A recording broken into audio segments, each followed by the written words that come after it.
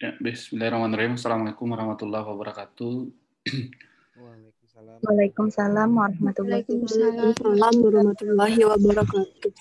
Ya, selamat pagi buat kita semua. Alhamdulillah pada pagi ini kita lanjutkan pertemuan kita minggu lalu. Dan ini berkaitan yang bagaimana kita bicara paradigma, dan hari ini kita bicara kerangka konsep, dan nanti ini sangat berkaitan dengan hipotesis dan termasuk juga bagaimana kita merangkai antara satu variabel dengan variabel yang lain di dalam kita mengidentifikasi problem dan membatasi ruang lingkup dari penelitian kita. Nah, hari ini diharapkan ya mahasiswa dapat memahami atau di dalam pembelajaran ini, yang pertama adalah ya kemarin kita sudah di awal kita antarkan bagaimana ketertarikan antara ide dalam penelitian itu sendiri dan nanti hubungan antara teori penelitian dan hipotesis. Dan ini kita coba mendalami keterkaitan antara tiga ini.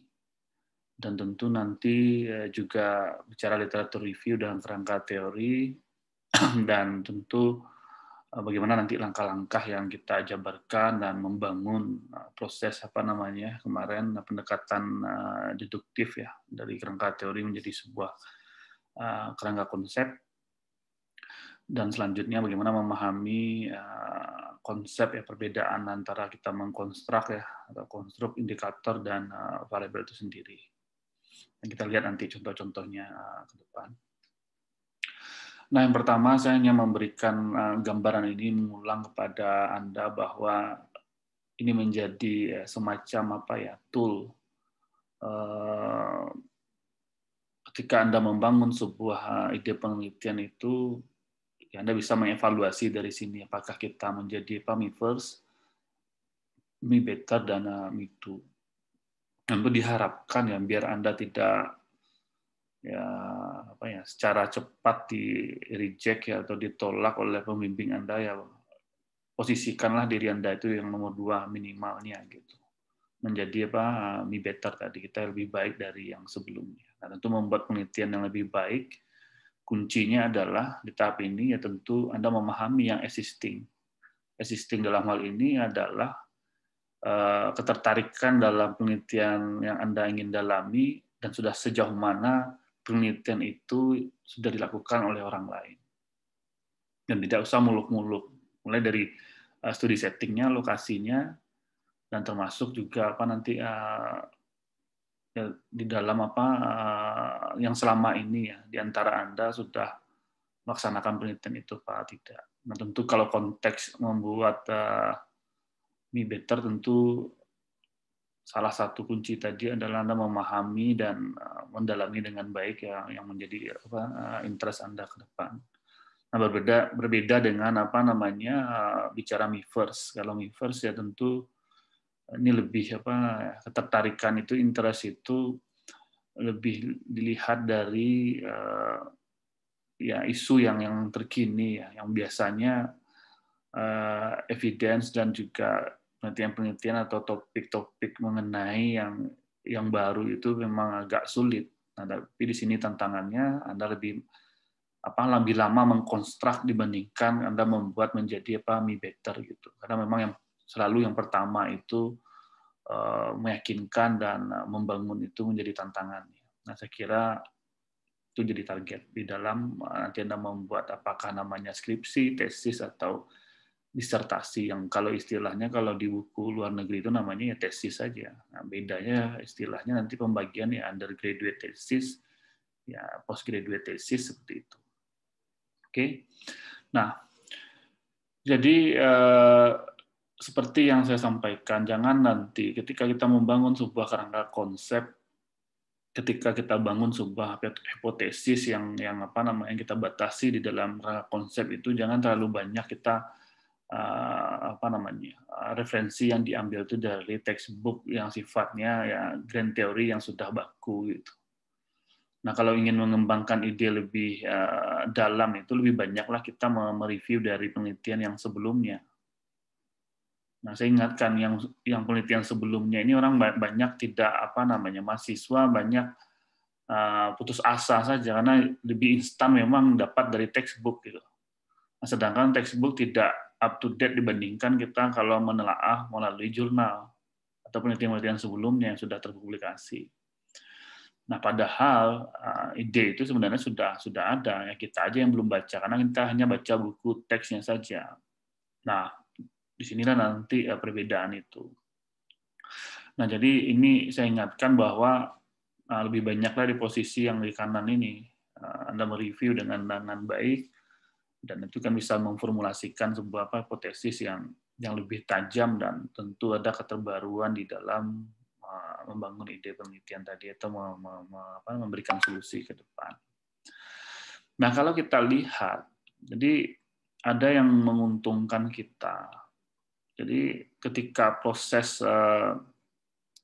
dilakukan nanti, tentu kan dari research question ya. Jadi memang kalau ingin Anda ketahui, pertanyaannya sederhana saja untuk kita mendalami itu, apa pertanyaan penelitian kita.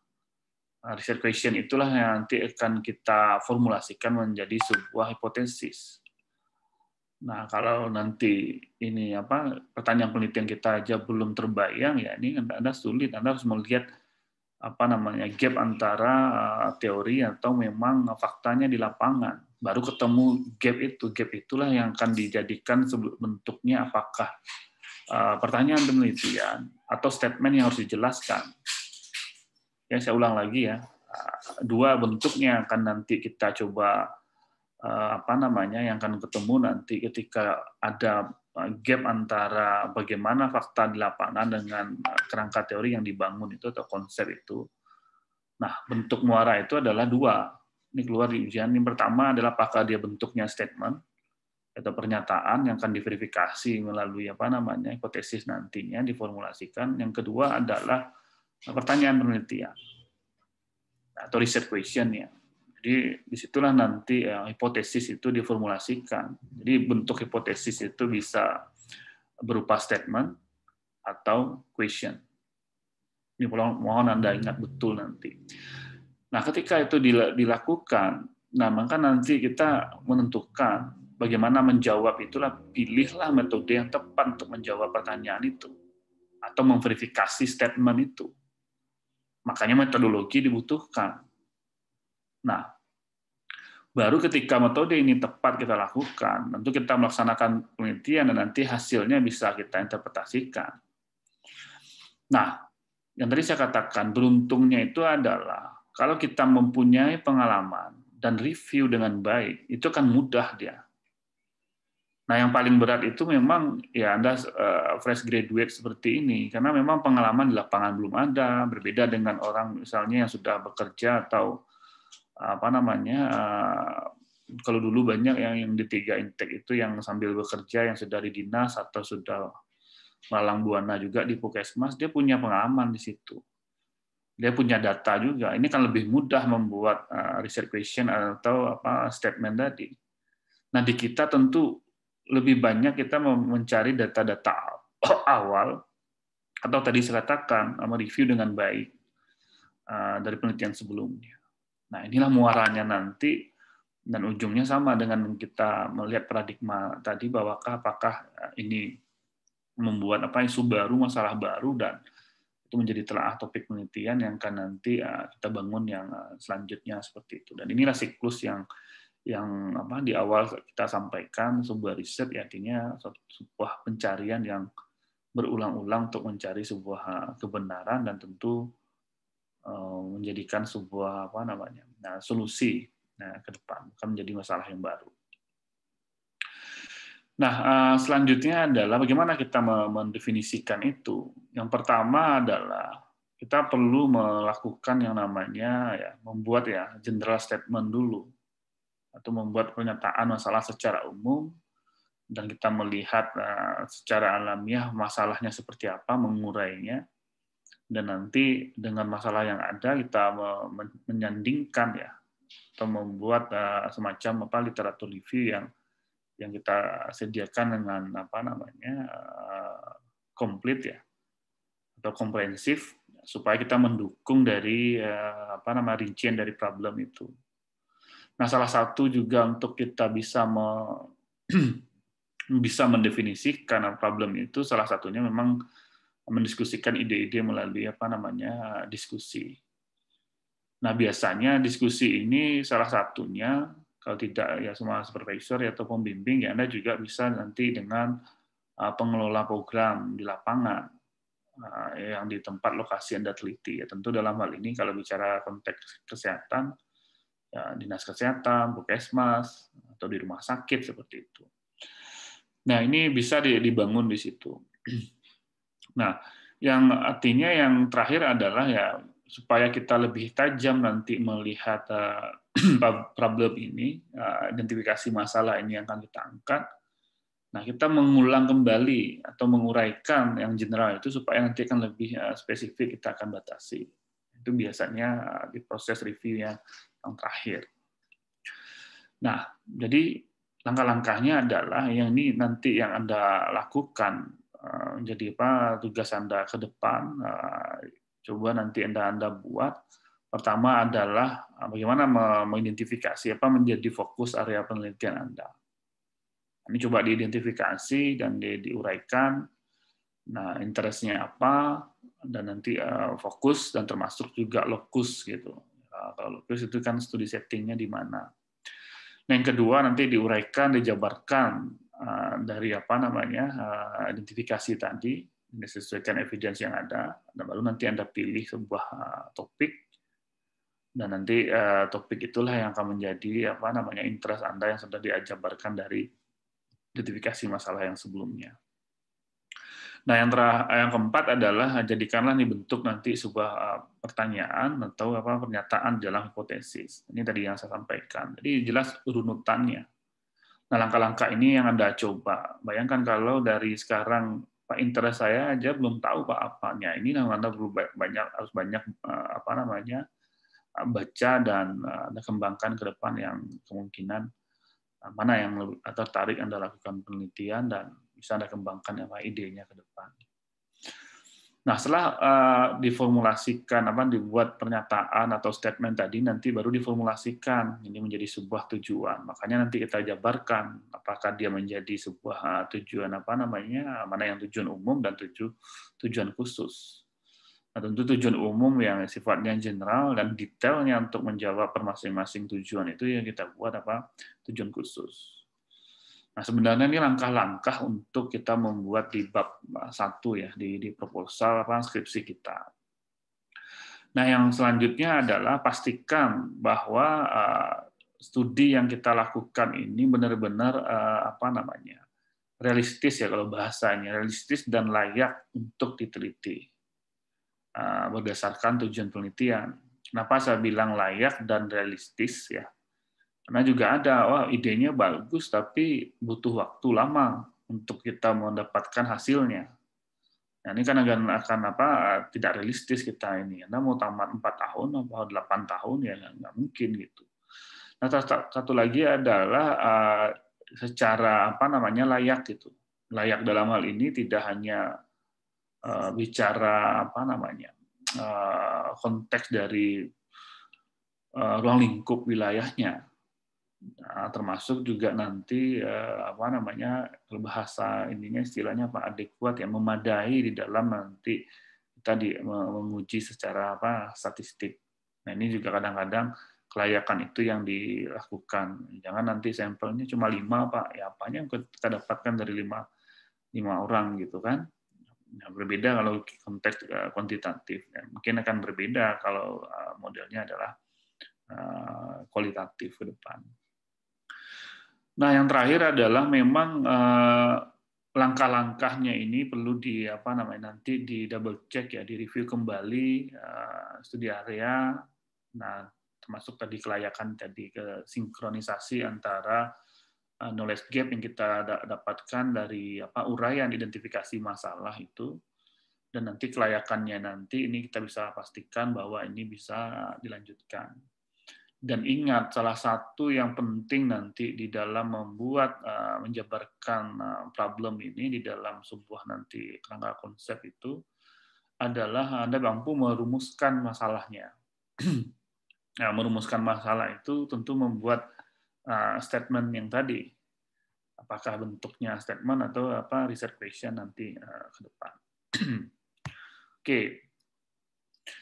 Nah, sekarang bagaimana kita dari nanti problem yang sudah ada dan kita membuat tujuan, dan itu juga dibangun dengan kerangka teori atau literatur review dan nanti menjadi sebuah kerangka teori dan nanti dikembangkan menjadi sebuah kerangka konsep. Nah, kemarin kita jelaskan bahwa berpikir induktif ya tentu bersifat general ya. Kalau bicara induktif ya, menemukan segala penjelasan terkait dengan ide tadi atau ide topik tadi. Nah, dari sisi kalau dari hulu ke hilirnya, apa yang menjadi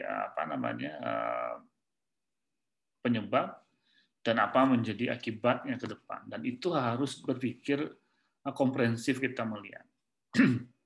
Nah, jadi kerangka teori itu adalah jadi batasan ya pengetahuan yang dapat kita nanti telusuri dari kepustakaan yang terkait atau literatur review dengan ide masalah penelitian yang nanti kita coba ujungnya konsep mengkonstruk membuat sebuah variabel. Nah, jadi ingat setiap komponen di dalam sebuah kerangka teori itu harus didasari oleh literatur review atau referensi atau kepustakaan. Nah, ini coba Anda catat, nggak ada di sini. Di dalam kita melakukan pencarian nanti atau literatur review itu ada 3 tingkatannya. Yang pertama adalah yang biasa kita istilahkan tinjauan pustaka, itu disebut dengan literatur review. Nah, kalau Anda lebih lebih dalam sedikit atau lebih kerennya itu Anda bisa melakukan yang namanya systematic review, itu level yang tingkat kedua. Nah, systematic review ini tidak hanya menjabarkan literatur seperti yang kita lihat di tinjauan pustaka, tapi sudah bisa kita mengelompokkan, mengurutkan perbedaan antara satu penelitian dengan penelitian yang lain. Itu disebut dengan systematic review. Nah, kalau sekarang banyak pembimbing tidak hanya berharap hanya di tinjauan pustaka saja atau literatur review saja. Karena banyak ditemukan mahasiswa banyak copy paste dari skripsi yang sebelumnya. Nah, makanya kan lebih dalam adalah kita lakukan yang namanya systematic review.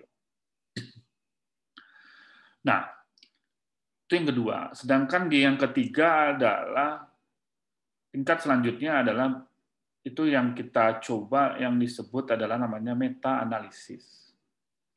Nah, meta-analisis perbedaan antara systematic review. Kalau meta-analisis adalah ketika nanti di systematic review kita sudah mengurutkan, mengelompokkan, berdasarkan apakah rancangan yang sama atau variabel yang sama, nanti dianalisis menggunakan metode statistik yang disebut dengan meta-analisis. Nah, dalam meta-analisis ini yang nanti kita lihat apakah di antara penelitian yang sama, definisi variabel yang sama, apakah dia mempunyai hasil yang berbeda. Nah, jadi ada istilahnya ujung dari meta-analisis itu Anda catat saja, adalah nanti melihat efek gabungan dari antara penelitian-penelitian yang sama itu. Jadi kita bisa membuat sebuah kesimpulan dari meta-analisis itu.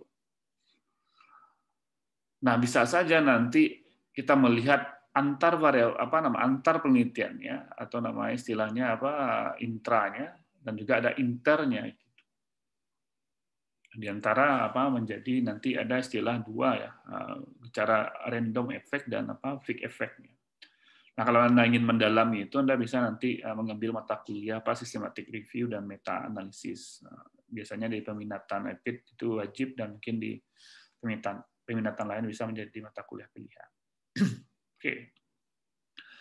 Kita lanjut dari yang saya sampaikan. Jadi gini, ketika kita membuat sebuah variabel nanti di dalam sebuah kerangka konsep, artinya kan proses ketika kerangka teori kita sudah bangun, berarti kan lebih lebih luas ya, di kerangka teori itu lebih general dia. Karena kita sifatnya induktif. Nah, tentu kalau kita menjadikan sebuah kerangka konsep, di sinilah kita berpikir deduktif. Nah, proses deduktif itu dari kerangka konsep ini kita akan membentuk yang namanya variabel per masing-masing yang akan kita teliti yang menjadi batasan di dalam penelitian kita. Nah, jadi ada perubahan. Jangan-jangan nanti yang kita nilai itu hanya bicara tataran konsep kah, atau konstruk, atau dikatakan indikator, atau memang variabel. Nah, mungkin Anda tidak bingung membedakan antara ketiga ini. Nah, pertanyaan mendasar di kita adalah sebenarnya siapa sih variabel, kan seperti itu. Nah, sebenarnya ini perlu Anda catat, saya tidak ada definisinya, tapi di ujian biasanya keluar apa yang saya sampaikan ini. Jadi variabel itu adalah sebuah bentuk karakteristik tunggal yang akan kita amati atau kita ukur nanti di lapangan, atau namanya konteksnya di laboratorium atau field study. Nah, tentu kalau kita bicara variabel, tentu adanya variasi di dalam hasil yang kita peroleh nantinya. Nah, nanti ada menjadi kritikal kita, apa yang sebenarnya dalam konteks penelitian dia ini sebuah variabel atau tidak? Atau ini hanya tataran konsep saja? Atau ini tataran indikator di dalam penelitian kita? Nah, makanya ada istilah, ini coba Anda catat, nanti disebut dengan DO. DO itu ada definisi operasional. Nah, definisi operasional ini adalah bagaimana kita mengoperasionalkan atau mendefinisikan secara operasional variabel yang kita ukur. Bukan definisi dari baku dari variabel itu. Ini beda ya. Banyak mahasiswa membuat definisi baku dari variabel itu, bukan operasional dari yang apa yang kita teliti. Nanti kita lihat bedanya.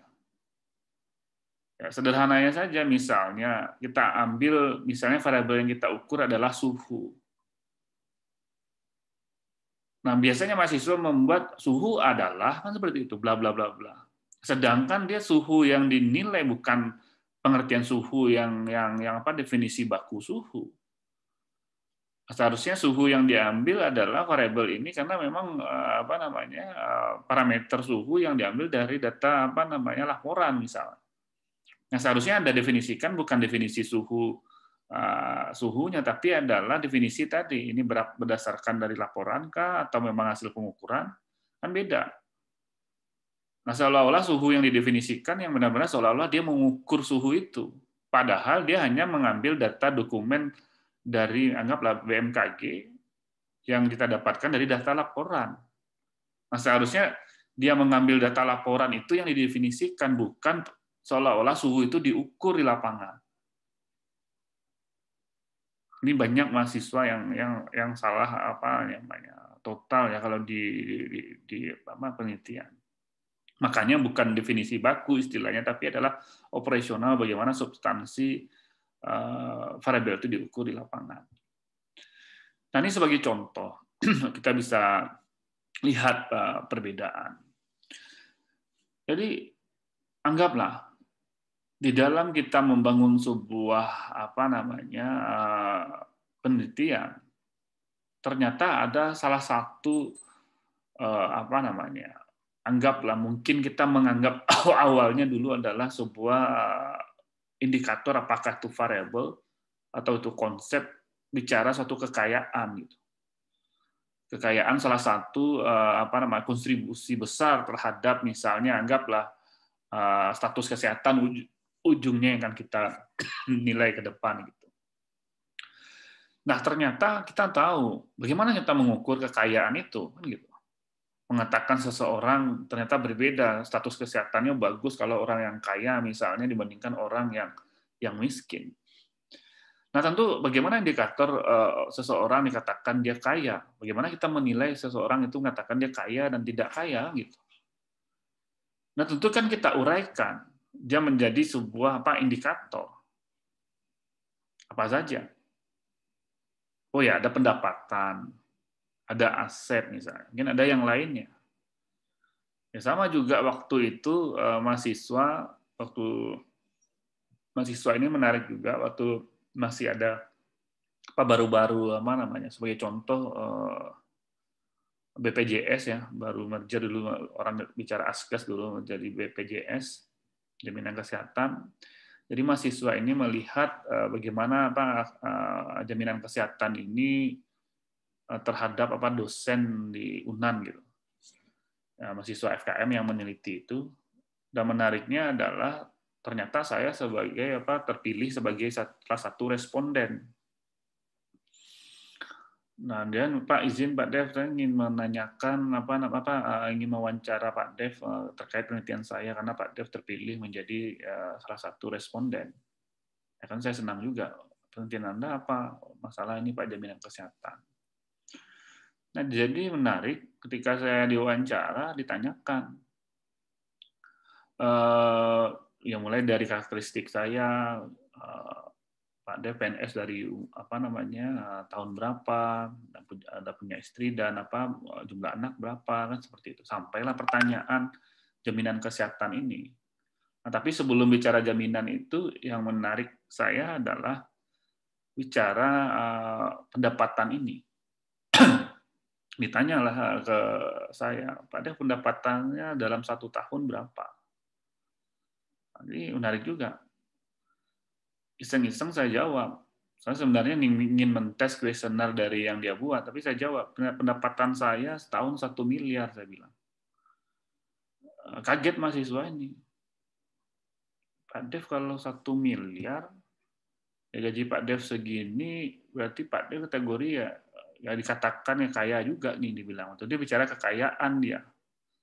Sempat dia terlontar di ininya adalah pendapatan segini dari dianggap kategori kaya, Pak. Dari mana Anda melihat itu, saya bilang. Ya, dari pendapatan Pak Dev 1 miliar. Terus saya bilang gini, bagaimana Anda bisa mengatakan 1 miliar? Anda kan belum tanya utang saya berapa. Gitu. Mahasiswa ini kaget juga.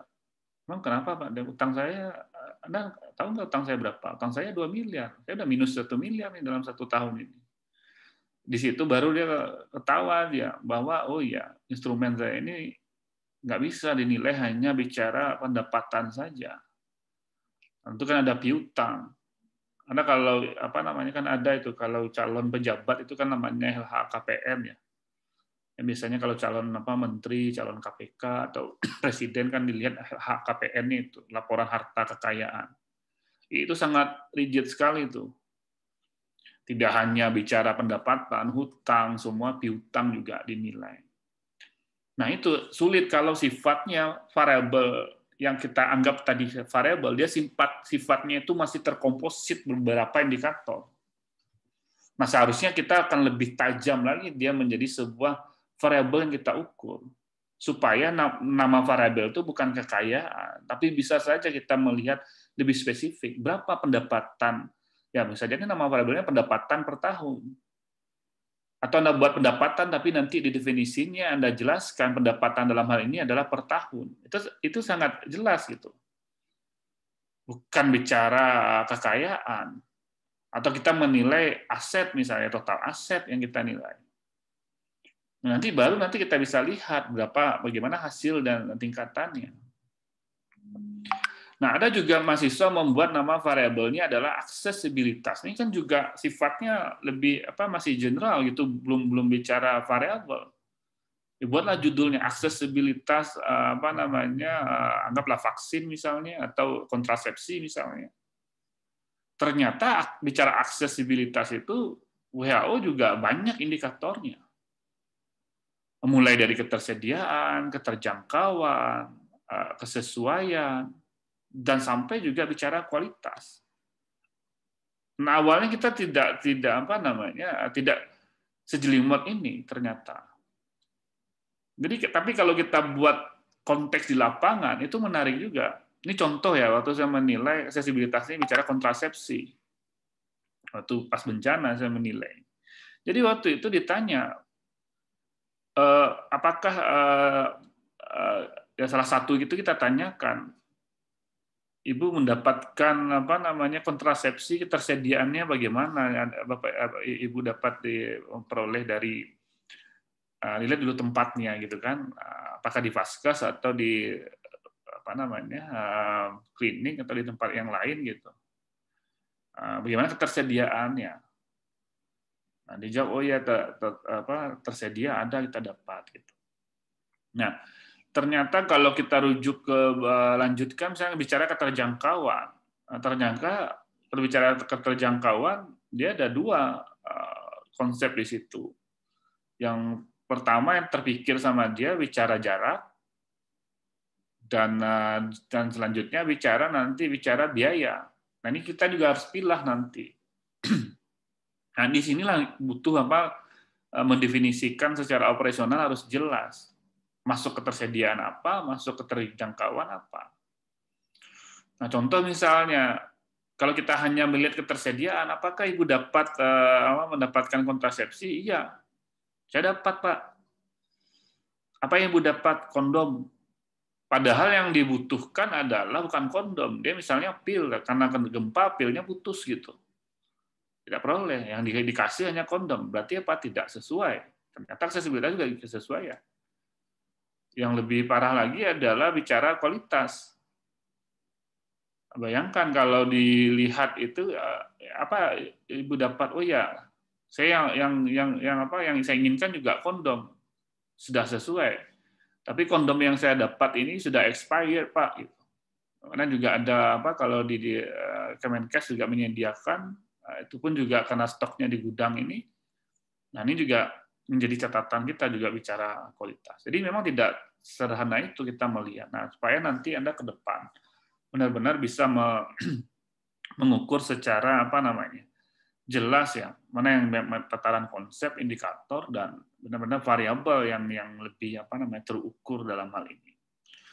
Nah, yang contoh lain Anda bisa kembangkan ke depan, termasuk juga bicara keselamatan berkendara, kesiapsiagaan, yang sifatnya ini contoh-contoh saja yang saya ambil yang menjadi outcome yang selama ini dinilai, dan itu tidak rigid kita membuat menjadikan sebuah indikator dan di ujungnya benar-benar menjadi sebuah variabel yang benar-benar kita ukur ke depan. Nah, jadi ini kita bisa gambarkan. Jadi nanti seperti ini di dalam formulasi yang kita gunakan dalam metode ilmiah. Mulai dari rancangan studi, nanti kita merancang hipotesis yang kita buat, dan seperti ini siklusnya. Ini juga di manajemen data kita jelaskan juga, nanti mengumpulkan data, nanti kita melakukan inferensi, mentabulasi, mengestimasi, menguji, dan nanti kita membuat sebuah kesimpulan di dalam hasil itu dan dipublikasikan. Ini kan kita buat nanti formulasi hipotesis yang baru. Oke. Nah, selanjutnya adalah dari kita bangun tadi model proses bagaimana konversi antara konsep, konstruk, dan juga variabel. Nah, ada satu nanti yang Anda buat nanti di kerangka teori maupun juga di konsep, yang perlu kita gambarkan adalah yang tadi kalau kita bicara pendekatan induktif, itu yang disebut dengan causal web, atau sebut juga jejaring penyebabnya. Nah, ini contoh misalnya yang kita melihatnya lebih komprehensif. Anggaplah outcome kita adalah dalam hal ini gagal jantung misalnya, miokard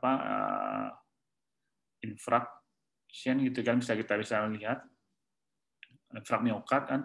Nah, di sini kita lihat, oh ya ternyata ada obesitas, ada pelaku merokok, ada juga bicara hipertensi, lipidemia misalnya. Nah, ada dalam tataran dalam hal ini kita melihat secara komprehensif di sini. Nah, tentu kita mengetahui bagaimana dia jejaringnya antara ini kita bisa mempengaruhi ini. Kan bisa saja nanti ujungnya apakah gagal jantung, apakah hipertensi, atau rokok misalnya. Nah, itu kan kita melihat nanti di penelitian kita apakah ini menjadi variabel independennya atau dependennya.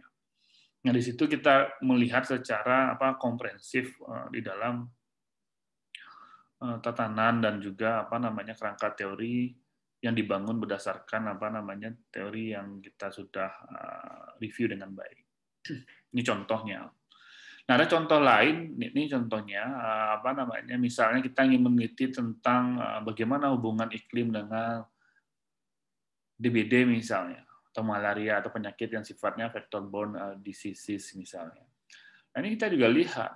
Nanti ada yang sifatnya baku seperti ini, kita dapatkan dari textbook misalnya. Ini contoh, ternyata kalau kita lihat dari postal web yang ada, ternyata temperatur atau curah hujan dan kelembapan itu akan mempengaruhi pembangunan pengembangan parasitnya, atau ada istilahnya kesintasan dari rate survival-nya. Dan ternyata ini juga mempengaruhi nanti ke tingkat kemampuan dia menggigit misalnya, vektor infection-nya, vektor abundance-nya seperti itu, beating rate-nya. Nah, jadi ini berkaitan. Nah, pernah saya sampaikan ke Anda, oh ya Pak, saya ingin mengukur bagaimana kebiasaan perilaku yang menggantung pakaian terhadap kejadian malaria. Anda juga bisa melihat perilaku itu masuk di dalam apakah di community, individu, resources di sini, atau household living condition misalnya. Nah, itu kan harus kita dudukkan di mana posisi variabel yang kita ukur itu. Kalau kita tidak bangun ini, jangan istilah saya adalah nanti menguji yang mengatakan, kok ujuk-ujuk ke sini aja hubungannya, bagaimana tuh ceritanya. Nah, mahasiswa banyak kelabakan menjawab di ujian itu, nggak bisa menceritakan atau tidak bisa menjelaskan atau mendeskripsikan bagaimana keterkaitan antara variabel yang kita ukur dengan outcome yang akan kita ukur ke depan seperti itu. Nah, ini bayangkan untuk membangun ini kan tidak mudah. Anda bisa mengembangkan dari textbook tadi ditambah dengan penelitian sebelumnya, dan itu kan menjadi sebuah formulasi yang komprehensif kita melihat. Oke, nah terus juga ada misalnya kalau bicara perilaku, ini paling teori yang mendasar yang sering digunakan oleh mahasiswa, istilahnya have belief model ya.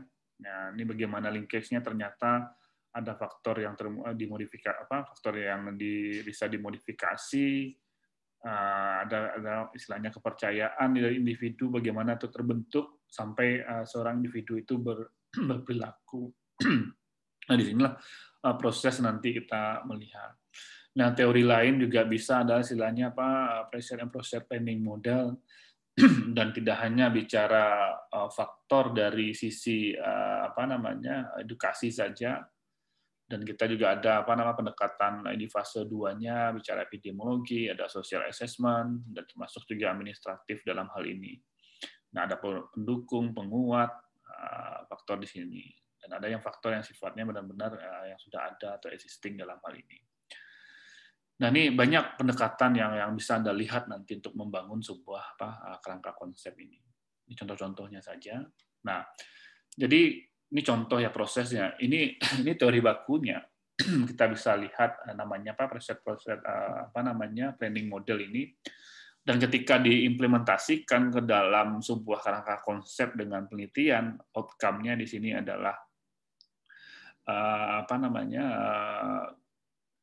injury prevention ya, atau pencegahan dari cedera dalam hal ini. Nah, ini coba Anda lihat mana faktor ya, predisposing faktornya, mana reinforcing faktornya, dan nanti di konteks dalam hal ini permasalahannya adalah injury pada anak-anak atau pediatrics dalam hal ini. Itu kan akan mempengaruhi quality of life ke depan. Nah, ini yang nanti Anda harus exercise ya, masing-masing Anda bisa membuat apa konteks interest Anda dan bagaimana Anda bisa memasukkan di dalam sebuah kerangka konsep yang akan Anda buat nanti ke depan. Oke. Nah, silakan sebelum saya masuk ini ada pertanyaan dulu. Silakan kalau ada pertanyaan. Ini panjang lagi nih kalau yang cerita yang ini. Itu sebagai pengantar untuk di awal. Silakan kalau ada pertanyaan, kalau nggak kita lanjut.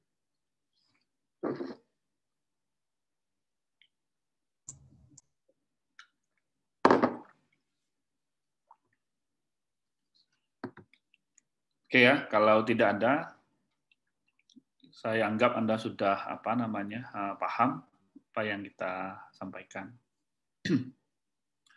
Oke, kita lanjut ke berikutnya adalah bicara membedakan antara dependent dan independent variable. Nah, saya kira Anda sudah mencatat sebelumnya. Ini mengulang saja apa yang saya sampaikan, karena istilah-istilah ini kan nanti banyak keluar di ujian dan Anda jangan sampai bingung untuk bisa menjawabnya. Nah, yang pertama adalah bicara independent variable. Kalau bicara independen, ini persamaannya bisa saja istilahnya adalah disebut dengan variabel bebas. Namanya kan independen gitu. Nah, kan tidak ada terikat ya, bebas. Atau istilah lain dia disebut juga variabel penyebab. Atau istilah lain juga disebut dengan faktor risiko. Variabel risikonya apa? Dan atau juga disebut dengan determinan. Nah, kalau di K3 Kesling itu biasanya disebut dengan pajanan atau stresor dalam hal ini. Nah, sedangkan kalau bicara dependen, ini jangan sampai terbalik. Ini ada juga yang kalau ujian skripsi ini terbalik juga, menurut bayangkan udah ujian skripsi saya terbalik dia mana yang dependen, mana yang independen dalam hal ini. Nah, sedangkan kalau dependen itu adalah ya istilahnya ya variabel bebas. Atau istilah lain adalah dia sebagai akibatnya atau variable outcome-nya. Atau istilah lain kalau di K3 Kesling disebut dengan responnya. Nah, kalau di dalam epidemiologi disebut dengan ya penyakitnya. Karena memang kita melihat faktor risikonya dan outcome-nya adalah penyakit gitu. Atau disease. Nah, jadi istilah-istilahnya banyak nanti dan itu tergantung kita memposisikan nanti di kerangka konsepnya. Yang mana kita jadikan dependen, yang mana kita jadikan dia variabel independen. Nah, kita fokus sekarang karena tadi kerangka teori yang dibangun, kita bisa balik lagi ke sini. Ya, kita ambil yang di sini. Kita fokus di causal web yang model pertama ini adalah hipertensi di sini. Ya. Jadi fokus kita adalah hipertensi. Anda bisa lihat bagaimana kerangka teori ini dibangun. Hipertensi juga dipengaruhi oleh obesitas dan emosional, stres, asupan garam, kolesterol di sini, diet dan banyak faktor merokok dalam hal ini. Nah, kita fokus di situ. Karena kerangka teorinya kan sudah jelas ya. Ini kerangka teori yang kita bangun yang ini di causal web-nya ini. Nah, ini kita coba membuat sebuah kerangka konsep di sini. Ini pelan-pelan ya saya di sini. Ini nanti yang jadi tugas Anda dan saya kira juga di ujian juga banyak pertanyaan di sini nanti. Nah, biasanya ini ada 10 soal untuk di materi ini. Oke, nah coba lihat. Jadi posisi di sini adalah independen adalah merupakan faktor variabel independen adalah di sini adalah hipertensi. Sedangkan outcome di sini adalah PJK atau penyakit jantung koroner. Nah, jelaskan bahwa di kerangka teori yang tadi kita lihat di web causal web-nya itu. Nah, PJK itu kan dipengaruhi oleh salah satunya adalah hipertensi. Nanti kan kita membangun yang kan kita nilai apakah ada hubungan hipertensi dengan PJK. Nah, di sini jelas hipertensi adalah independent variable terhadap PJK atau dalam hal ini dependent variable-nya. Nah, dia bisa saja posisi hipertensi ini sebagai dia variable dependent. Dia sebagai outcome. Tentu nggak mungkin independent variable-nya adalah PJK. Nah, bagaimana kita tahu bahwa asupan garam yang mempengaruhi terjadi hipertensi? Ya balik lagi, yang mempengaruhi adalah ya kita di causal web-nya, ya kan? Harus Anda jelaskan bagaimana hubungan ini. Anda bisa lihat ini. Paham ya dari sini ya? Artinya apa? Kalau tidak dibangun dengan ini, Anda tidak bisa mengoret-oret seperti yang ini. Paham ya? Nah, jadi apa? Paling berat itu adalah proses induktifnya. Induktif itu kita berpikir secara komprehensif supaya nanti kita lihat batasannya ini. Oh, saya Pak ingin meneliti PJK sebagai outcome. Oh ya, saya ingin meneliti hipertensi sebagai outcome. Ini sama saja, Pak. Konteksnya apakah dalam konteks epidemiologi semuanya? Saat Anda meneliti pelayanan, meneliti tentang gizi, meneliti tentang K3 counseling, Anda harus jelas menjelaskan ini. Konsep yang kan ini. Intinya mana sih yang dahulu gitu? Karena kan kalau teori konsep penyebab kan jelas. Satu akibat itu pasti didahului penyebab-penyebab yang sebelumnya. Dan malah lebih kompleks disease itu tidak harus didahului oleh itu. Kadang-kadang juga malah di mana yang dulu kita nggak jelas juga atau dia bersamaan. Nah, jadi hipertensi dia bisa sebagai dependent variable, dia bisa sebagai independent variable. Nah, tentu melihat variable itu ya Anda harus memahami web of causation-nya atau causal web-nya tadi, jejaring penyebabnya. Nah, kalau hipertensi sebagai outcome, ya jelas yang akan kita nilai nanti asupan garam salah satunya. Atau tadi merokok misalnya. Nah, ini kita bisa melihat nanti di dalam penelitian. Nah, yang ketiga adalah ke depan di dalam Anda meneliti, itu juga bisa hipertensi dia sebagai confounding factor. Karena posisinya di tengah ini. Apa itu confounding factor? Atau disebut dengan confounder. Nah, kalau istilah umumnya, coba nih Anda catat, nih nggak ada di sini, nanti juga saya tahu takutnya ada keluar di ujian. Istilahnya kalau posisinya di sini, di hipertensi ini istilah umumnya disebut dengan kovariat. Nah, kovariat itu ada dua secara umum. Yang pertama, dia sebagai confounder. Jadi saya akan jelaskan apa itu confounder. Yang kedua adalah dia sebagai modifier. Saya ulang lagi ya. Ketika hipertensi posisinya di sini, itu istilahnya dia sebagai kovariat. Variable, kovariat. Kovariat itu ada dua, apakah dia diposisikan dia sebagai confounder atau dia diposisikan dia sebagai modifier. Nah, saya jelaskan dulu yang pertama. Apa itu confounder? Nah, kalau confounder, ketika variabel ini ada, dia mendistorsi. Ini saya lihat ya, saya katakan ya. Ketika confounder ini ada, dia akan mendistorsi. Atau bahasa lainnya distorsi itu dia merancu. Atau bahasa lainnya adalah mengganggu hubungan antara independent variable dengan dependent variable. Apa tadi saya katakan? Dia sebagai variabel yang merancu atau mengganggu antara variabel independen dan dependen dalam hal ini. Makanya disebut dengan dia confounder atau variabel pengganggu atau perancu. Yang dirancu apa? Ya independen dan dependen variabelnya. Nah, coba Anda catat, ada 3 syarat. 3 syarat kita menempatkan dia sebagai variabel confounder dalam hal ini. Jadi syarat confounder itu ada 3. Yang pertama adalah variabel itu dia berhubungan dengan outcome-nya atau dependent variable-nya. Malah ada beberapa buku, variabel ini harus kausal, hubungannya harus kausal, harus hubungan sebab akibat dengan outcome-nya atau dependent variabelnya. Itu yang pertama syaratnya. Dan yang kedua adalah dia juga berhubungan dengan independent variable atau pajanannya atau independent variable.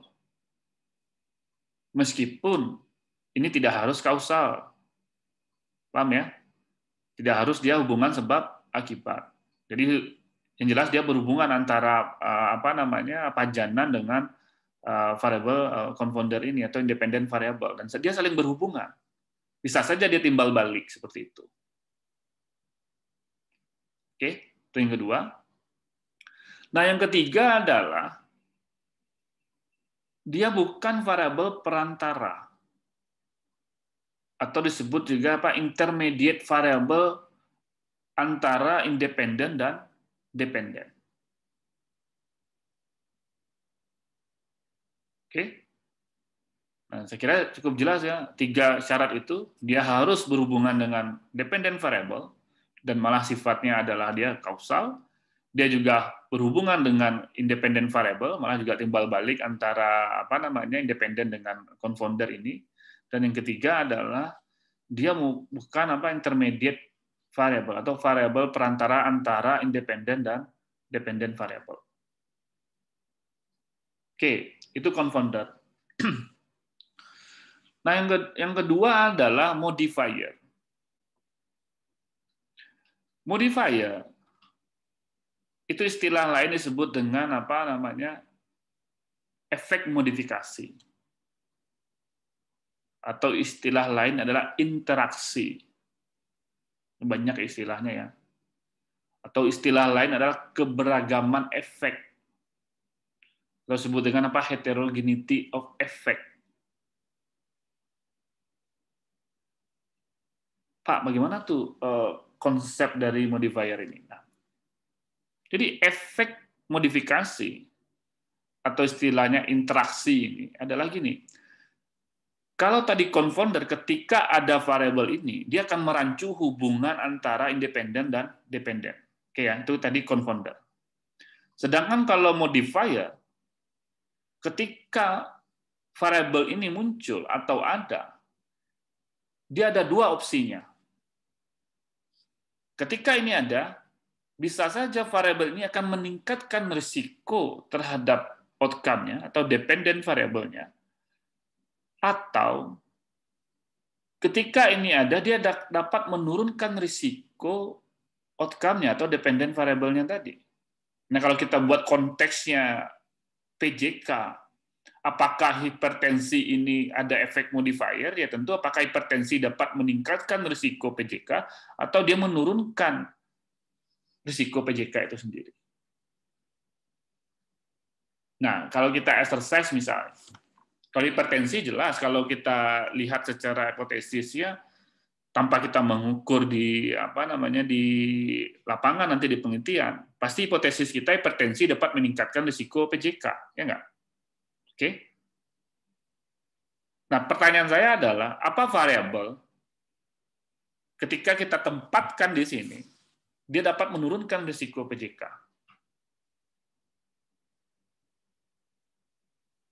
Apa kira-kira? Nah, mungkin salah satunya, makanya nanti determinan, istilahnya determinan ya, bukan faktor risiko. Kalau faktor risiko dia jelas dia efeknya adalah berdampak negatif terhadap outcome. Makanya istilahnya kalau tepatnya itu adalah nanti determinan. Determinan itu bisa berefek positif, bisa dia berefek negatif. Dapat meningkatkan risiko, bisa menurunkan risiko itu. Nah, salah satunya bisa saja aktivitas fisik yang kita nilai di sini. Nah, nanti kan kita lihat apakah dia sebagai confounder atau dia sebagai efek modifier. Paham ya? Nah, apakah dia dapat meningkatkan risiko atau malah merancu dia hubungan antara kegemukan obesitas terhadap PJK ketika aktivitas fisik. Nah, ini kan dua sisi. Pak, di sisi lain memang Pak orang rajin olahraga berarti dia sehat, bisa meringankan risiko PJK. Tapi Anda ingat, malah justru orang olahraga yang banyak serangan jantung, Pak, kan gitu. Ini kan ada dua sisi nih. Ya, Haji Mas Said juga seperti itu. Banyak kan contoh-contoh yang meninggal karena olahraga. Orang nonton tinju aja juga PJK dia. Orang main badminton juga ada yang langsung meninggal. Jadi banyak di sisi lain, dan itu kita bisa nilai. Nah, makanya ada pertanyaan, saya juga diskusi, ternyata berbeda. Malah kalau yang bagus tuh memang olahraganya yang aerob. Kalau yang non aerobik, ini yang biasanya PJK bisa memicu. Nah, nanti Anda belajar apa itu perbedaan olahraga yang aerob dan non aerob. Jadi olahraga ini juga hati-hati Anda. Nanti dianggap, Pak saya sering main bola kan sering olahraga, Pak itu aerob Pak non aerob gitu. Pak saya hobi pakai sepeda fiksi Pak ke gor setiap minggu. Nah, itu aerob apa non aerob? Main basket aerob apa non aerob? Jadi memang tidak ada yang paling bagus itu olahraga ya lari ya konstan ya. Itu yang disebut dengan apa aerobik itu. Kita butuh 45 menit tapi konstan, dan itu biasa jantung lebih bagus. Kalau daripada kita main basket kan kadang-kadang kan apalagi bulu tangkis ya, bola, jadi ada waktu gitu detak jantung itu terpicu dia untuk aktif, tidak konstan. Nah, ini kadang-kadang itu yang bisa memicu. Tapi nanti ada review kan juga lebih bagus. Oke, kita lanjut. Jadi itu tadi yang saya katakan. Dia bisa menurunkan atau bisa meningkatkan risiko. Dan itu posisinya adalah apakah dia tadi saya katakan efek modifier dalam hal ini. Oke, nah dia bisa saja seperti ini juga. Hipertensi apakah dia sebagai intermediate variable. Jadi posisinya kita fokus ke yang warna merah ini. Nah, ini perlu tinjauan literatur review yang kuat di dalam kita menempatkan variabel ini, dan nanti juga di lapangan kita bisa menjelaskan. Atau Anda bisa membantah bahwa hipertensi sebenarnya bukan sebagai confounder atau dia bukan sebagai intermediate, malah justru dia sebagai modifier dalam hal ini. Oke? Nah, terus kita lanjut. Nah, nanti ini contoh ya, kita anggaplah tadi kan istilah independen itu kan bisa saja exposure atau pajanan, ya kan? Sedangkan dependen tadi bisa saja disease atau penyakit dalam hal ini kita simbolkan E dan D. Nah, C ini tadi sebagai apakah dia covariate atau tadi confounding atau memang efek modifier. Nah, dia bisa saja dia ini. Jadi ada sifatnya mungkin kalau kita melihat hubungannya dia bisa menyebabkan ada yang sifatnya langsung, ada yang tidak langsung. Dikondisikan dengan tadi, apakah dia merancu, apakah dia perantara, apakah dia terjadi efek modifikasi. Ini dua konsep yang kita lihat nanti. Nah, di dalam model lain juga seperti ini. Ada suatu outcome, penyebab, secara independen dia bersinergi dia, atau rate-nya sama-sama ya dikatakan naik ya. Jadi ketika ini ada, ini juga ada, dan ini menyebabkan dia sebuah outcome dalam hal ini. Apalagi kalau nanti Anda belajar tentang disease kompleks ya, penyakit yang sifatnya kompleks. Nah, kadang-kadang memang ada faktor-faktor yang memicu. Jadi nanti di konsep penyebab itu di modern epidemiologi itu ada konsep yang disebut dengan kalau dulu kan bicara klasikal ya atau ya deterministik klasikal dalam hal ini, tapi memang ada modern epidemiologi. Jadi ada sebuah penyebab itu penyebab yang sifatnya ada yang sifatnya yang necessary gitu, artinya yang wajib ada. Nah, ada yang sifatnya sufficient. Ketika yang sufficient ini ketika dia cukup atau lengkap baru dia membangun sebuah disease. Contoh misalnya kita anggaplah outcome-nya adalah TB misalnya. Kalau saya tanya, sebenarnya kalau kita tanya exposure-nya atau penyebabnya atau independent variable dari TB itu apa yang sifatnya necessary, yang istilahnya wajib ada.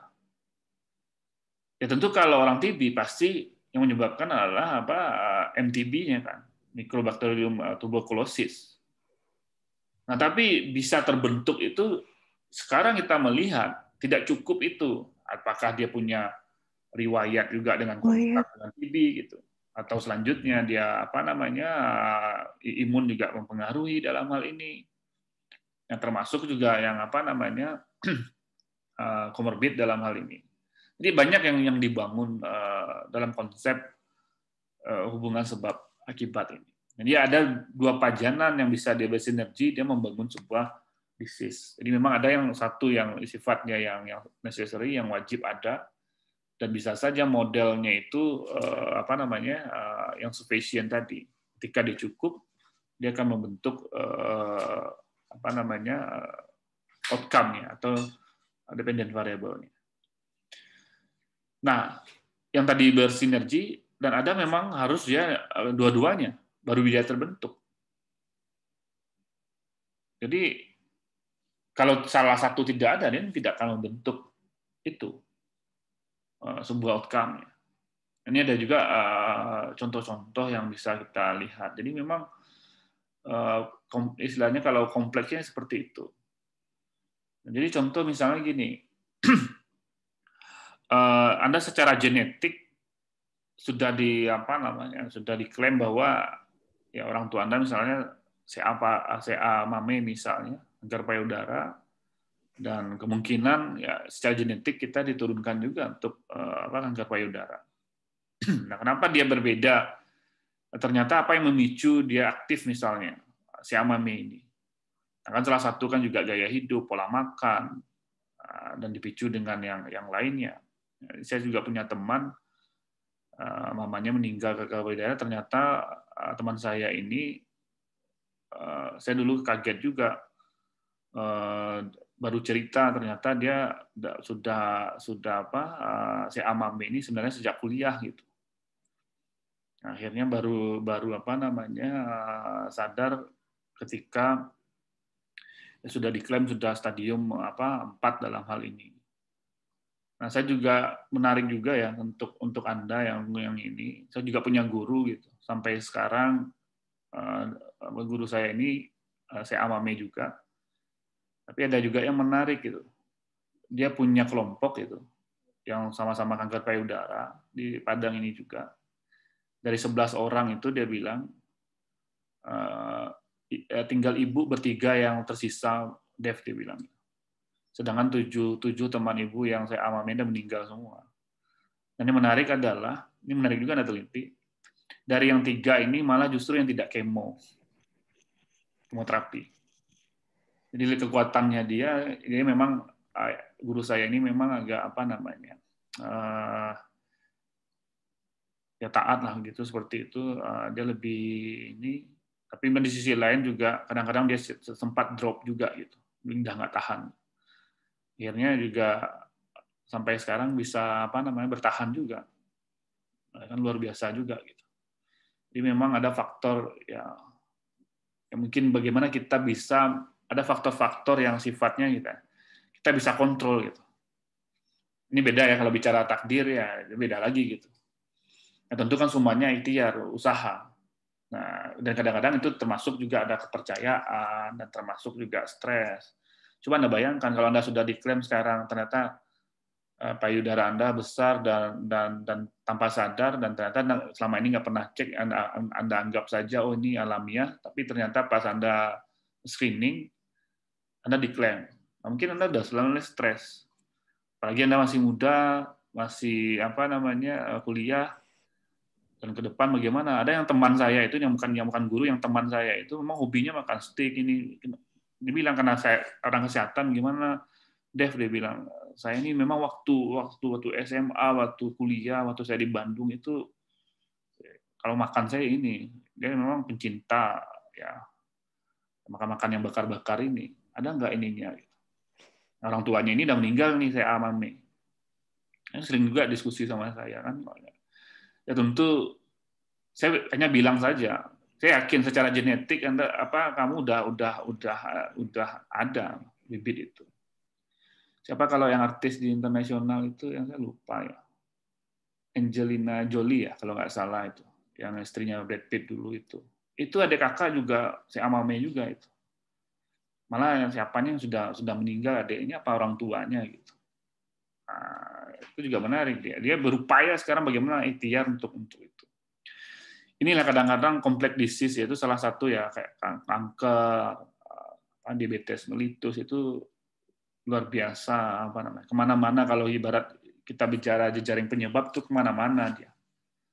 Jangan-jangan itu menjadi apa istilahnya? Kalau bahasa di K3KL itu HACCP. Jadi itu menjadi ada variabel mungkin menjadi critical control point kita. Kalau kita tidak bisa mengontrol itu, fatal akibatnya. Nah, kita nggak tahu bagaimana kita bisa mengontrol itu. Nah, salah satu ya kadang sulit juga itu. Ada orang yang olahraganya sering Pak ini, itu kadang-kadang juga ada yang sifatnya takdir, ada juga kadang-kadang kita lupa men-screening dari awal, ada yang benar-benar ya itu juga tanpa luar kendali kita. Nah, ini yang tadi saya katakan, dia sebagai bisa modifikasi ini sama ya, efek modifikasi posisinya saja yang di atas ini juga bisa memberi koreksi pengaruh. Oke, ini juga yang tadi saya katakan posisi dia sebagai confounding, sebagai merancu antara S1 dan juga dan D-nya. Dan ini merupakan ya pajanannya dan ini adalah covariatnya tadi.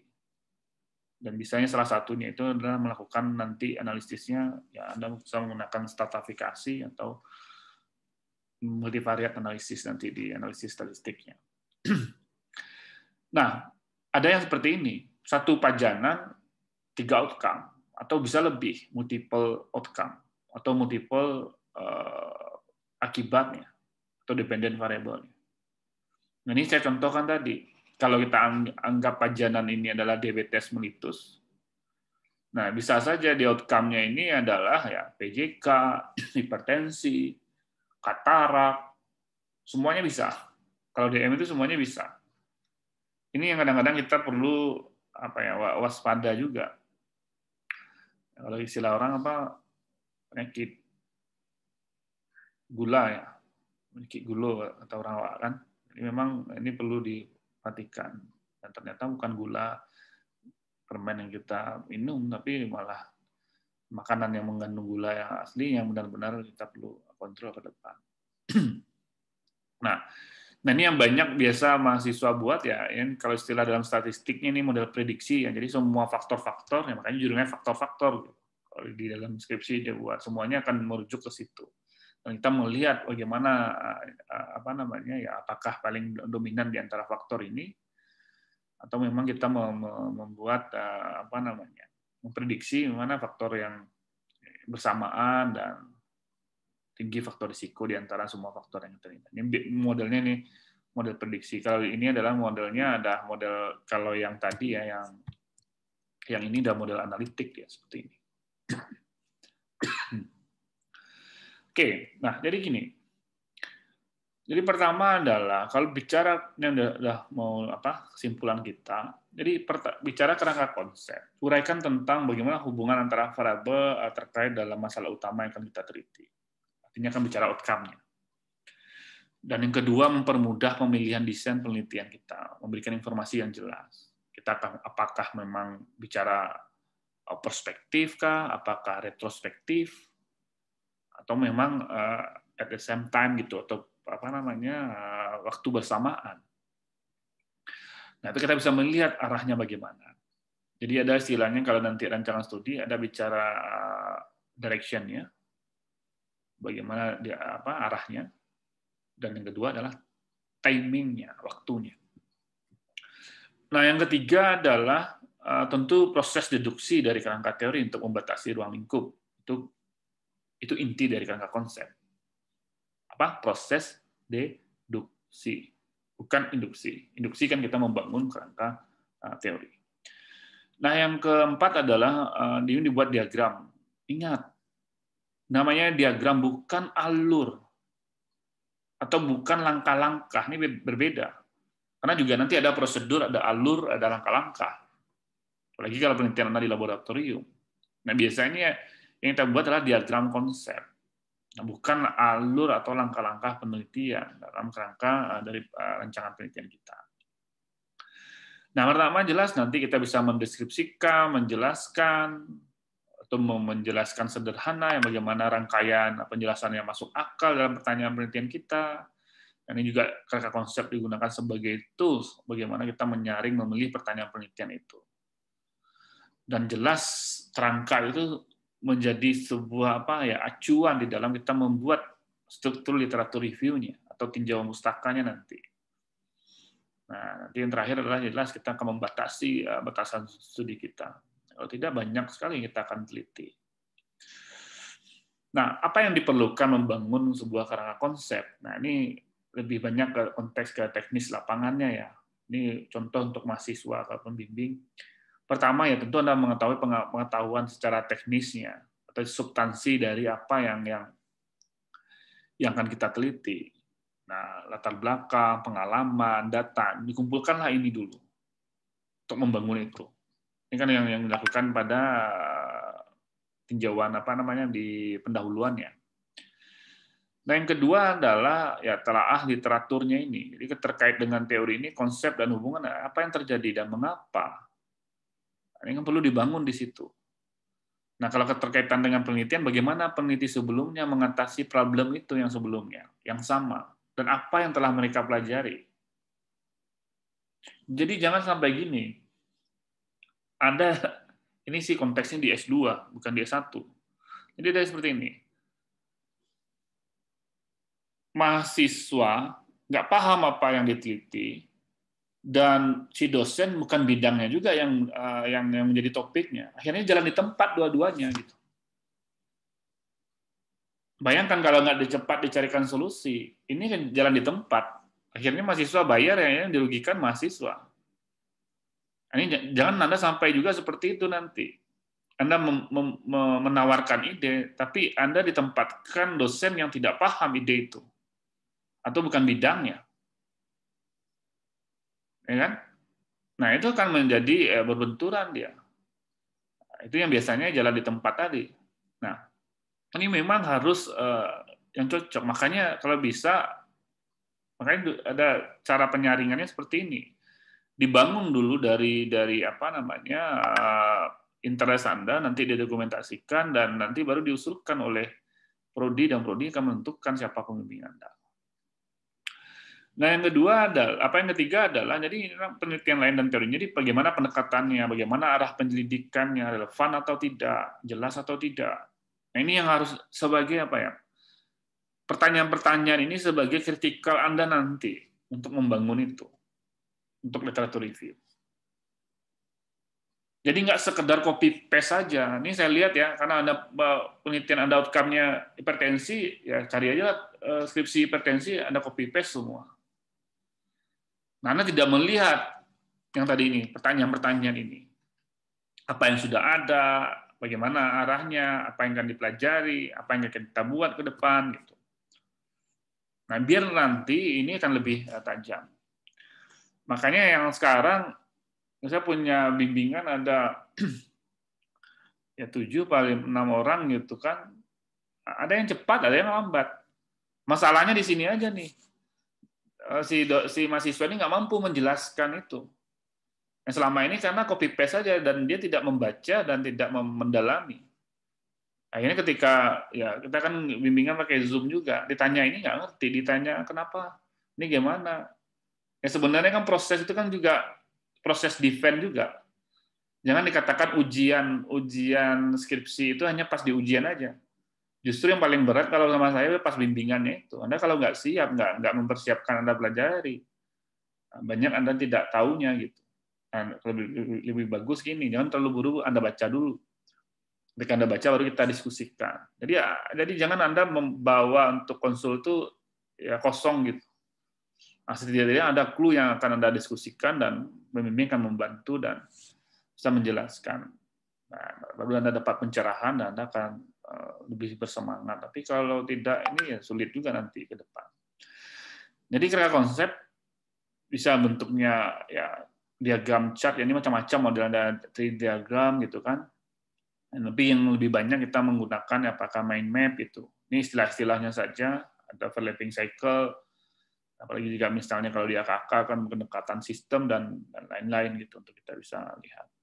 Tapi kalau di dalam epidemiologi tentu Anda bisa membuat jejaring web of causation tadi atau causal web yang kita bisa kembangkan ke depan. Oke, ini contoh di K3KL. Ini contoh misalnya analisis risiko. Mungkin Anda pernah memperoleh mata kuliah ini atau di dasar-dasar kesehatan lingkungan. Nah, dia membangun kerangka teorinya seperti ini. Dapatkan bagaimana paradigma analisis risiko, mulai dari ya, risetnya, risk assessment-nya, apa itu risk management, gitu kan, apa itu dosis respon. Nah, ini jadi dibangun dari kerangka teori yang ada ini. Nah, baru nanti dikembangkan di dalam konteksnya, mana yang sisi kajian epidemiologi, mana yang risk assessment. Ini contoh yang saya ambil ya dari kajian K3KL. Nah, baru nanti dibangun ada ruang lingkupnya. Jadi runutan jelas ya mana yang analisis risiko itu dari tahap apa saja gitu. Nah, dari situ baru nanti dibangun sebuah framework-nya seperti ini. Jadi tidak hanya penelitian penyakit saja, tapi apa sebagai outcome-nya harus Anda bisa jelaskan. Oh ternyata ya kita baru tahu yang tadi proses identifikasi bahaya itu di sini dia akan konsentrasinya. Ini proses yang namanya identifikasi bahaya dan dapat konsentrasinya. Dan itu simbolnya C. Oh ternyata di sini nanti bicara asupan, exposure assessment-nya di sini ternyata di kelompok ini. Oh ternyata yang dosis responnya di sini kelompoknya. Oh ternyata karakterisasi risikonya di sini. Baru nanti bicara risk management-nya di sini. Jadi masuk akal semuanya. Ketika kita menjelaskan ini kan ada identifikasi bahaya, ada analisis pemajanan, ada dosis respon, ada karakterisasi risiko, nanti ada manajemen, ada komunikasi risiko. Nah, kalau dijelaskan detailnya di mana dia? Paham ya? Nah, jadi dosen juga paham. Dan saintifik kita bisa menjelaskan. Jangan nanti ujuk-ujuk langsung keluar formula ini, tapi Anda nggak tahu dibangun formula ini dari mana gitu. Nah, tentu dari sini juga kita bicara ada identifikasi bahaya, ada dosis respon, ada penilaian pajanan, ada karakterisasi risiko. Dan di sini risk management yang bicara komunikasi dan juga bagaimana mereduksi itu. Jadi ini contoh saja yang saya sampaikan dan ini jadi menarik kita akan nilai. Nanti baru di kerangka konsep kita bisa membuat seperti ini. Oh ya, yang diukur variabelnya adalah ada konsentrasi SO2, NO2, nanti intake-nya di masyarakat kita menilai exposure-nya, ya, berapa asupan yang diterima berdasar konsentrasi ini. Nah, ada variabel di sisi pajanannya, host-nya, dan nanti baru akan kita hitung ke depan tingkat risikonya. Nah, saya kira ini dari hari ini yang ingin saya sampaikan nih. Tadi itu sudah ada contoh epidemiologi dan juga perilaku dan juga K3KL ya. Yang belum ada nanti ya Anda bisa nanti di tim yang lain bisa juga diskusi mengenai bagaimana misalnya di bicara pelayanan kesehatan ya. Nah, itu juga menarik, kita akan menilai lebih banyak pendekatan ada sistem dan juga termasuk pendekatan perilaku dalam hal ini.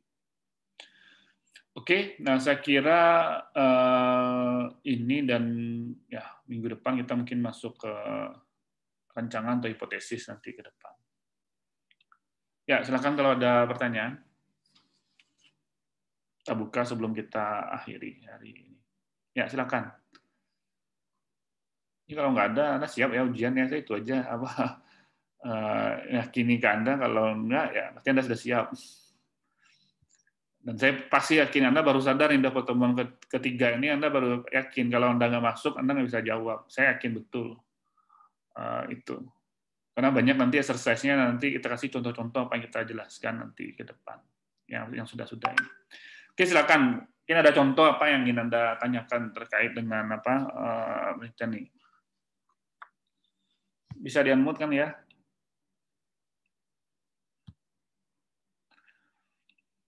Oke.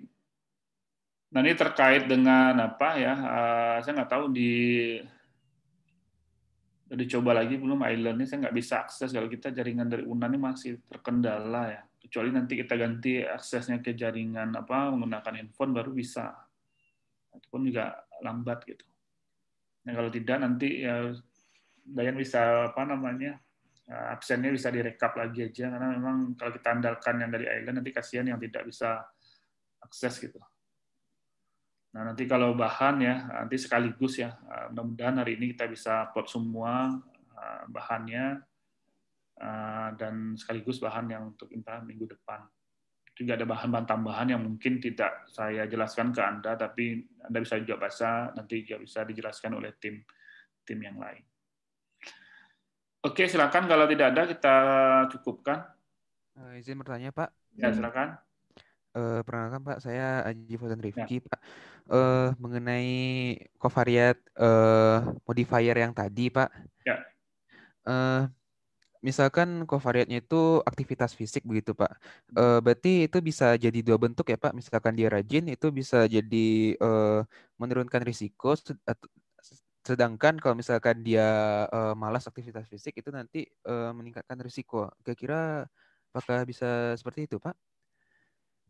Nah, jadi gini, kalau dalam konteks analisis nanti, makanya lebih bagus kita di dalam rancangan itu kita menempatkan namanya istilahnya covariat.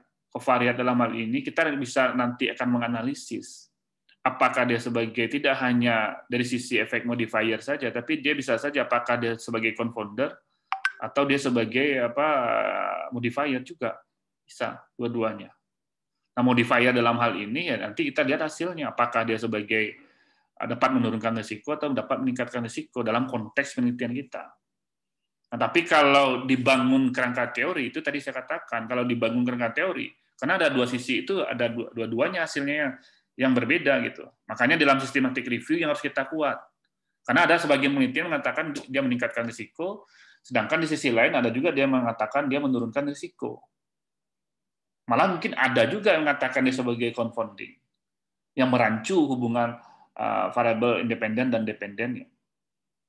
Nah, biasanya untuk menjawab itu, kita bisa menilai melakukan systematic review, supaya kita bisa menyimpulkan dulu sementara dari hasil systematic review. Atau lebih tinggi lagi adalah meta-analisis. Melihat efek gabungan. Kita gabung semua penelitian yang berbeda itu, apa hasil efek gabungannya? Apakah dia meningkatkan? Pasti ada satu aja kesimpulan.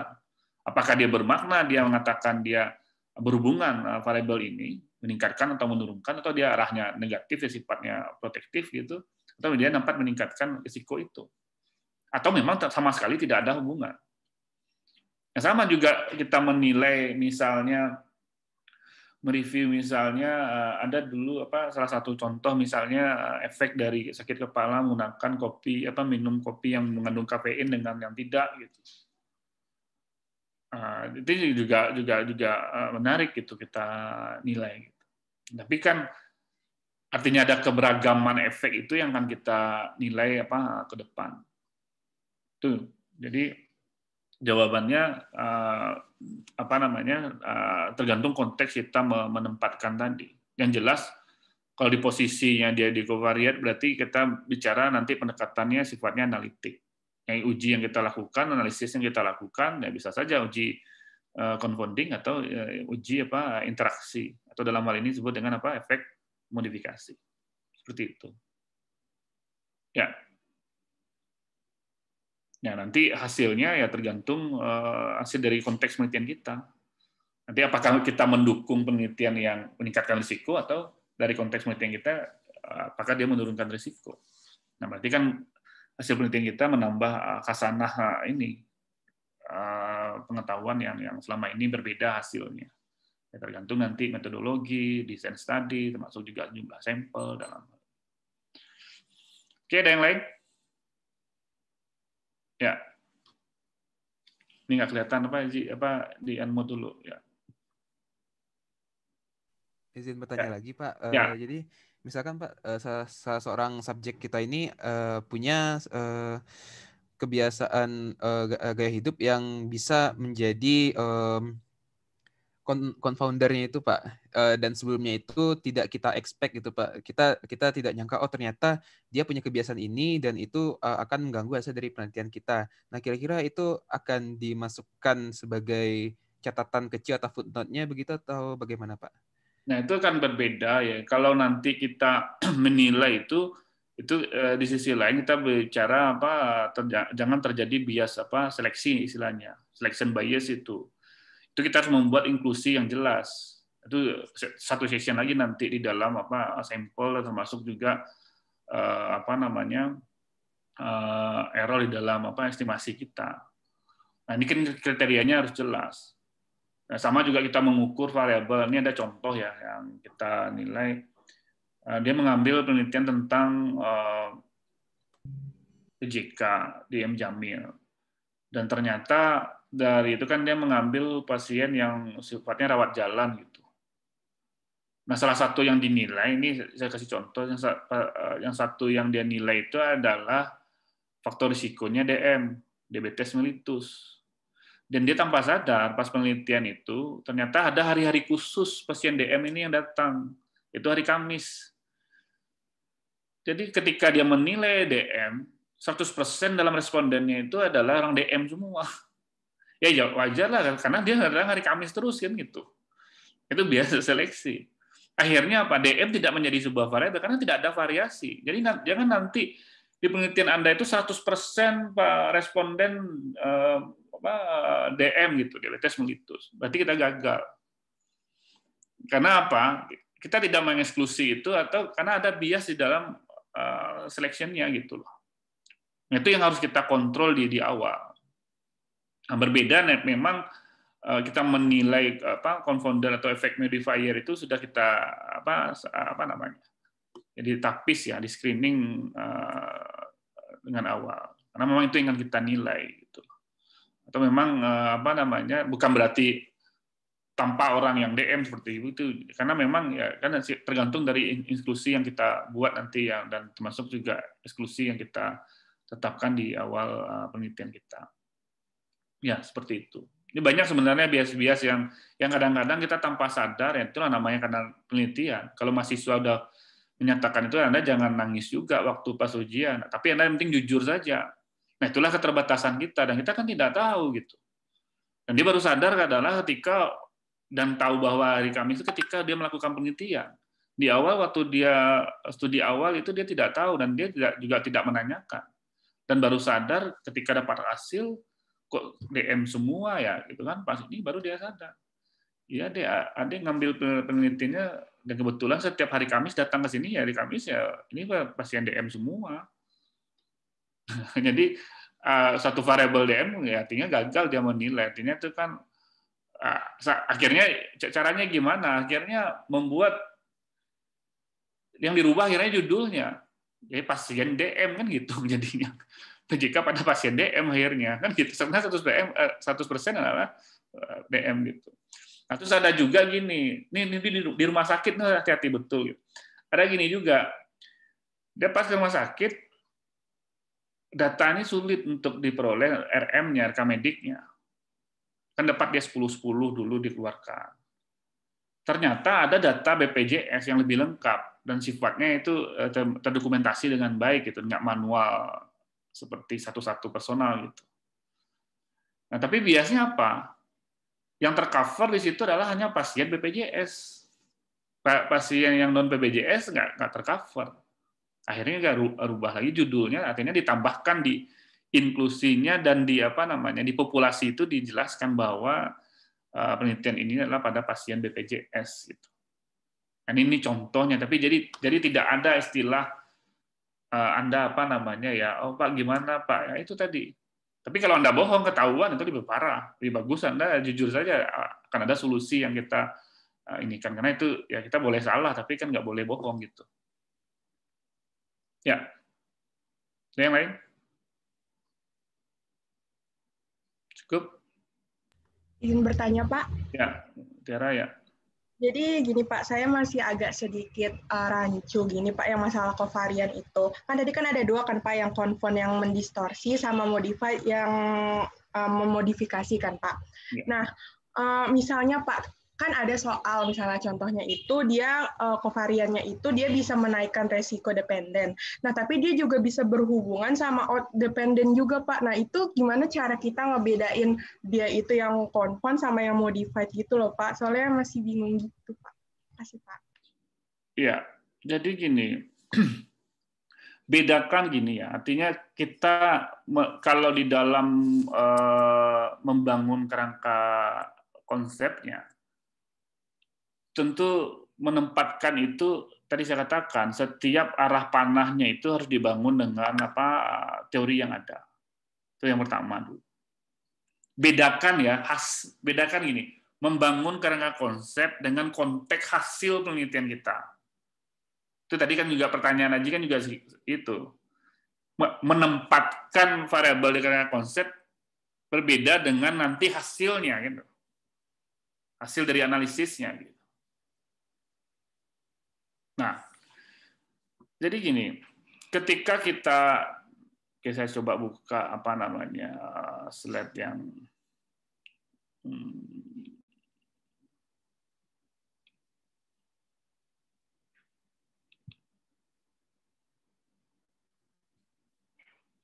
untuk menjelaskan ke Anda, coba saya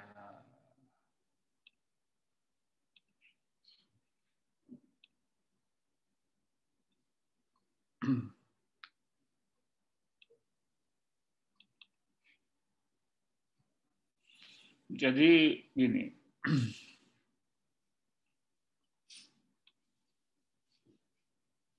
Ini kelihatan nggak ya? Jadi bedakan ya antara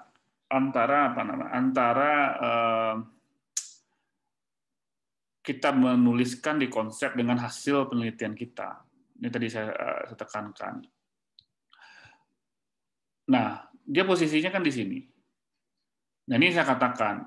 Dan nanti kalau ingin melihat, tentu misalnya contoh hipertensi kita tempatkan di sini, ini PJK, ini tadi obesitas misalnya. Nah, ternyata dalam hasil review kita memang hipertensi hubungannya kausal terhadap PJK. Berarti kan posisinya kita bisa tempatkan di sini. Ya kan? Dan ternyata dia berhubungan dengan obesitas, dan saling berhubungan, obesitas juga berhubungan dengan hipertensi. Di literatur review kita.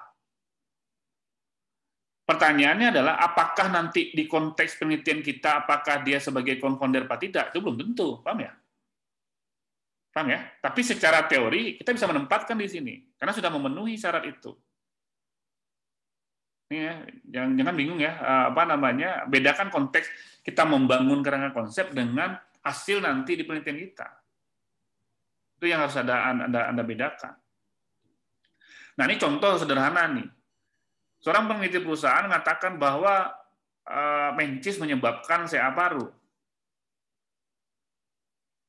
Dan pertanyaannya adalah, tetapi bahwa apakah benar paparan mencis ini menjadi penyebabnya? Nah, tentu perlu studi untuk merancang yang lebih besar untuk membuktikan ini. Ya wajar saja lah, nggak mau perusahaan rokok menganggap kalau jangan-jangan yang menilai ini adalah perusahaan rokok yang nggak mau disalahkan. Nah, hasilnya luar biasa nih, orang yang menggunakan mencis 4,8 kali berisiko CA paru dibandingkan orang yang tidak menggunakan mencis. Kan dahsyat ini hasilnya, dan presisinya bagus sekali kalau kita lihat tabel 2x2-nya. Nah, pertanyaannya apakah arti hasil ini, dan apakah kita percaya hasil penelitian ini? Nah, kalau kita tabulasikan, orang yang merokok, yang mencis menggunakan rokok, itu 81 kali. Orang yang merokok CA paru ternyata 21 kali. Nah, sedangkan yang mencis tadi kan 8,8 kali. Jadi ada yang miss di sini yang harus kita ingin jawab. Pertanyaan itu adalah ini. Bagaimana sih hubungan mencis dengan CA paru orang yang merokok dengan tidak merokok?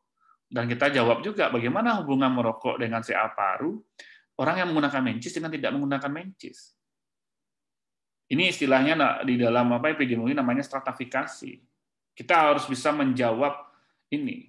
Jangan hanya percaya saja dengan oh ya berhubungan, tapi bagaimana status merokoknya kan nggak kelihatan di sini. Nah, yang kita lihat nanti, nah ternyata kita lihat hasilnya, menarik. Yang tadi katanya 8,8 hubungan mencis dengan CA paru, ternyata ketika kita pilah orang yang merokok dengan tidak merokok, coba Anda lihat, mencis dengan CA paru, yang merokok satu berarti kan tidak berhubungan. Orang yang tidak merokok juga satu, tidak berhubungan. Sebenarnya ini yang disebut distorsi tadi.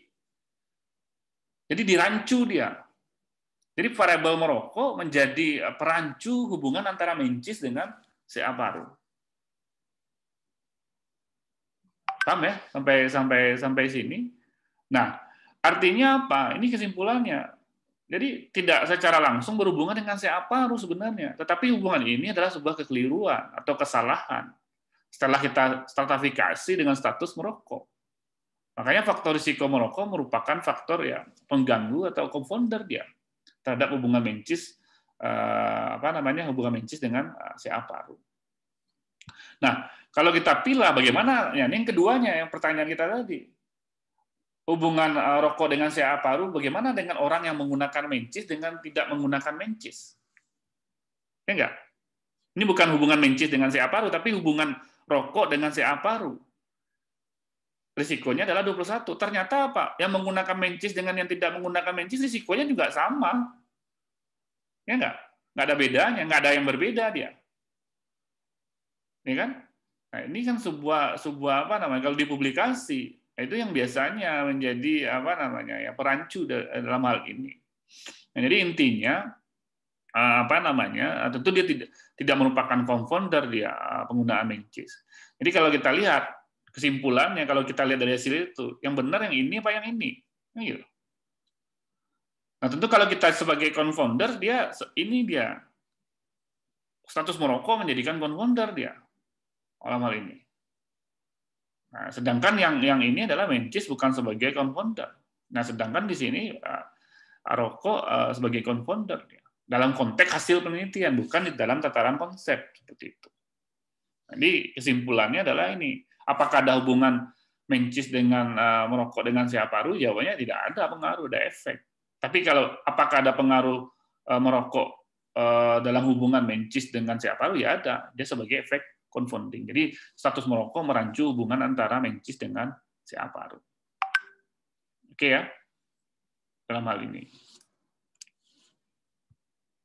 Ya, ada pertanyaan lagi? Nah itu kalau nanti Anda di peminatan EPID ya atau apa, nanti kita bisa dalami lagi nanti. Kita bisa menghitung, bisa menganalisis secara dalam nanti kalau di EPID analitik itu kita dalami. Oke, cukup? Ya, kalau cukup nanti kita kirimkan bahannya ya sekaligus. Nanti kalau tidak di Ellen nanti saya kirim saja melalui PJ-nya nanti ke depan. Itu saja karena memang kemarin masih dirapikan karena memang ada beberapa yang kita bagi dengan tim. Nanti video dan ini sudah kita upload ke Island ya. Kan diupload tapi dibuat linknya di Island. Mudah-mudahan sekaligus dengan bahan PS dan semuanya bisa diupload hari ini. Saja. Saya beri banyak maaf. Terima kasih atas perhatiannya. Mudah-mudahan bermanfaat. Assalamualaikum warahmatullahi wabarakatuh. Waalaikumsalam warahmatullahi wabarakatuh. Terima kasih, Pak. Terima kasih, Pak.